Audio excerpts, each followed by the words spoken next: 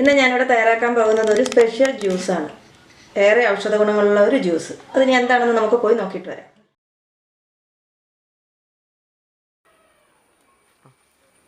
ഇതാണ് നമ്മളിന്ന് ജ്യൂസ് അടിക്കാനായിട്ട് പോകുന്നത്. ഇതാണ് നോനി.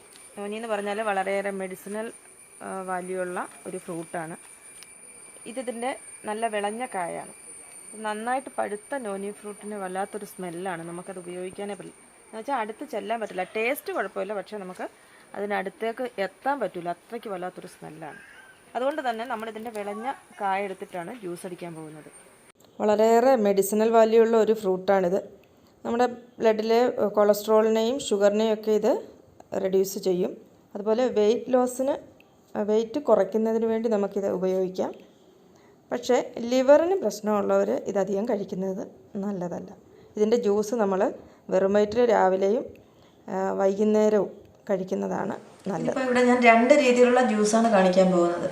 ഫസ്റ്റ് ഇത് ഞാൻ 2 നോനി ഫ്രൂട്ട് ഞാനിവിടെ അരിഞ്ഞെടുത്തിരിക്കുകയാണ്. ഇതിനകത്ത് ഇങ്ങനത്തെ അരികളൊക്കെ ഉണ്ട്, കട്ടിയുള്ള അരിയാണ്. അപ്പോൾ ഫസ്റ്റ് ടൈപ്പിൽ ഇത് ഒരു നോനിയും 1 മുറി പൈനാപ്പിള്, പിന്നെ നമ്മുടെ ആവശ്യത്തിനുള്ള പഞ്ചസാര, ഇത്രയും ചേർത്തിട്ട് ജ്യൂസ് അടിക്കാം. ഈ നോനി തനിയെ ജ്യൂസ് അടിച്ച് കഴിക്കുക എന്ന് പറഞ്ഞാൽ ഇത്തിരി ബുദ്ധിമുട്ടാണ്. അതിനകത്ത് മറ്റെന്തെങ്കിലും ഫ്രൂട്ട്സ്, ഇവിടെ ഇപ്പം ഞാൻ പൈനാപ്പിളാണ് ചേർക്കുന്നത്. നിങ്ങൾക്ക് ഇഷ്ടമുള്ള മറ്റേത് ഫ്രൂട്ട്സും ചേർക്കാം. അപ്പോൾ ഇതെല്ലാം നമ്മളൊരു മിക്സിയുടെ ജാറിലേക്ക് ഇട്ടു. ഇനി നമ്മൾ 1 കപ്പ് വെള്ളവും കൂടി ഒഴിച്ചിട്ട് നന്നായിട്ടൊന്ന് അടിച്ചെടുക്കാം. ഇനി നമുക്കതൊന്ന് അരിച്ചെടുക്കാം.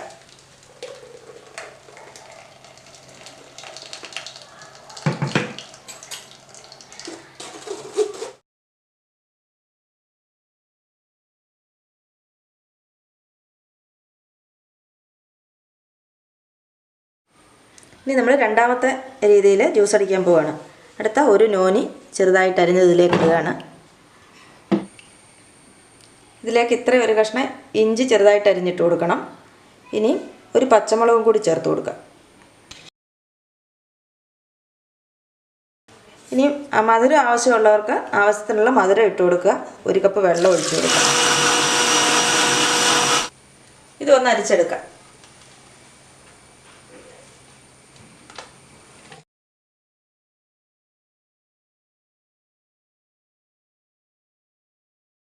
നമ്മുടെ വളരെ ഔഷധ ഗുണങ്ങളുള്ള നോനി ജ്യൂസ് ഇവിടെ റെഡി ആയി കഴിഞ്ഞു. 2 തരത്തിൽ ഞാൻ ജ്യൂസ് ഉണ്ടാക്കിയിട്ടുണ്ട്. ഇത് പ്രഷർ ഒക്കെ ഉള്ളവർക്ക് കഴിക്കാം, എന്ന് വെച്ചാൽ മധുരം ഇട്ടതാണേ.